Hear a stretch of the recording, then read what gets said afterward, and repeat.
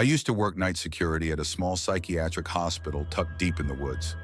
It wasn't fancy, just old brick buildings, long quiet halls, and this thick silence that settled over the place after 10 p.m.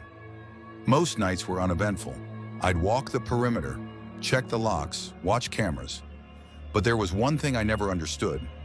Behind the building, past a broken chain link fence, there was this murky pond. It was small, maybe 30 feet across, completely still. No signs, no mention of it on the maps, and yet no one ever went near it. Not staff, not patients. It was like it didn't exist. One night, around 2:45 a.m., I was making my rounds when I saw something on the security cam. A patient, barefoot, hospital gown fluttering, just standing at the back fence, staring toward the pond. Her name was Layla, and she wasn't allowed outside unsupervised. I grabbed my flashlight and headed out the back door. But when I got there, she was gone. The weird part? No footprints in the dirt, just damp leaves. I checked the doors, even the trees, nothing. I radioed in, but the nurses acted weirdly calm. One of them just whispered, "Not again," and walked off. That should have been my warning to quit. Later that same night, I checked the cams again. My blood ran cold. There she was, Layla, now standing in the pond, waist deep, still like a statue. Her head tilted slightly up, like she was listening to something. I ran. I don't know why. I just ran straight out there, yelling her name. But when I reached the edge of the pond, she didn't look at me. She just sank, silently, without a single ripple. Not a splash. Just gone. I shined my light everywhere. Nothing. No bubbles. No body. Nothing. I was shaken, completely numb. I filed a report, barely slept, and came back the next night feeling sick. But here's where it got worse. The next morning, during staff changeover, they found Layla dead in her bed. Yeah, in her bed. Her skin was pale, bloated, her lungs full of pond water.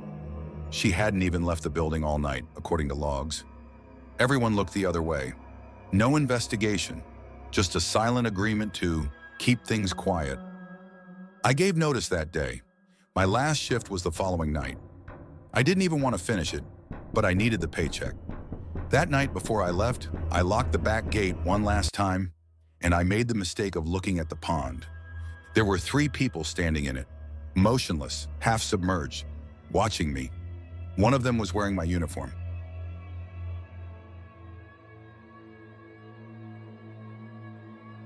Back in 2015, I volunteered with a nature reserve nestled deep in a forest. It was a peaceful place during the day. Birds chirping, breeze rustling through the trees, sunlight hitting the lake just right. But as the sun set, everything changed. The forest got unnaturally quiet. No frogs, no crickets, no movement. Just a thick, cold silence that always settled around the pond. We'd been warned not to stay out too late near it. The animals know something we don't, one of the older rangers had joked. I didn't take it seriously, not until the night Adam went missing. It was a weekend kids camping trip.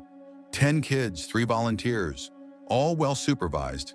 Adam was quiet, polite, a little shy. He loved drawing and had a sketchbook he carried everywhere. We were gathered around the campfire when we realized he wasn't there. At first, we thought he went to use the bathroom, but 10 minutes passed, then 20. We started calling his name. Nothing. Panic set in fast. We split up with flashlights, called in dogs, even woke the reserve warden. Tracks led us near the pond. I'll never forget how the moonlight hit the water, completely still, not even a ripple, as if it were holding its breath. That's when I saw him. Adam was standing in the middle of the pond, chest deep, still. His arms hung limply by his sides, head tilted slightly forward. I froze. He didn't seem scared, just vacant. I shouted his name and sprinted toward the edge, but as soon as I reached the water, he vanished. Not dove, not slipped, just gone, like he'd never been there. Divers came in at dawn. They searched every inch of the pond. Nothing. Not a shoe, not a shirt, not a body. His sketchbook was found, soaked and torn, lying near a log beside the water. The last page had a drawing, a perfect drawing of himself, standing in the pond, surrounded by shadows with long arms. Everyone assumed the worst. Missing posters, search parties, silence. Then 2 days later, he walked out of the forest, barefoot, soaking wet, covered in mud and algae, silent. He didn't say a single word, not to us, not to the rangers, not to his parents. The doctors said his lungs were healthy, but when they checked further, they found pond algae inside them. Inside his lungs, as if he had been breathing underwater for days. He never spoke again. Still hasn't, just stares blankly, always drawing the same thing, that pond, those shadows. A few weeks ago, I returned to that forest. I don't know why, maybe to make peace with it. I stood near the pond again, same silence, same dead air, and then I saw someone in the water, chest deep, still, same height, same shape, watching the trees. But Adam lives 3 towns away now, so whoever that was, it wasn't him.